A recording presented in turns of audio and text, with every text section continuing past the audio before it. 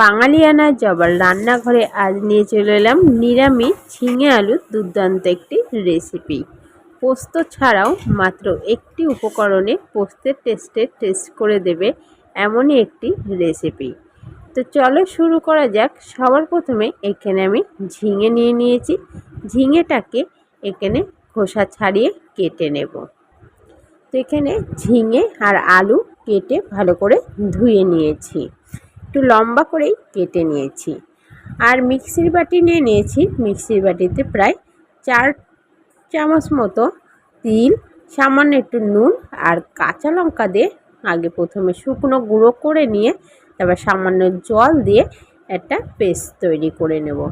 Gas ধরিয়ে গ্যাসে কড়াই বসিয়ে কড়াইতে দিয়ে দিচ্ছি পরিমাণ মতো তেল। তেলটা একটু গরম হয়ে গেলে দিয়ে দেব 1 চামচ মতো ঘি।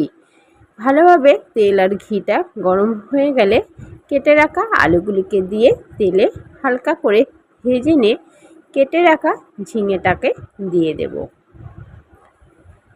দেব স্বাদ মতো নুন আর সামান্য হলুদ গুঁড়ো দিয়ে ঝিঙে আর আলুটাকে ভালো করে কষিয়ে নেব। কষাতে কষাতেই ঝিঙের থেকে কিন্তু প্রচুর পরিমাণে জল ছাড়তে শুরু করবে।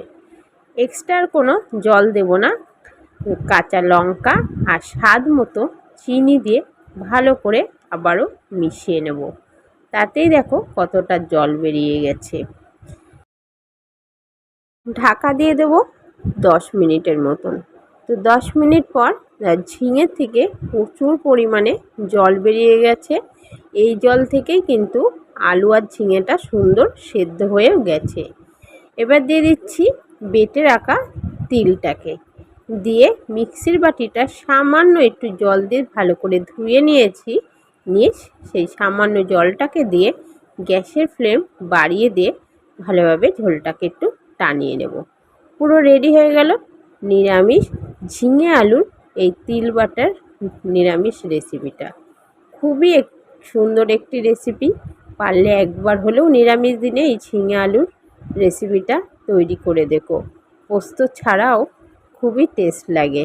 ভালো লাগলে অবশ্যই কিন্তু কমেন্ট করে জানিও কেমন হয়েছে। আজকের মতো এখানেই শেষ করছি।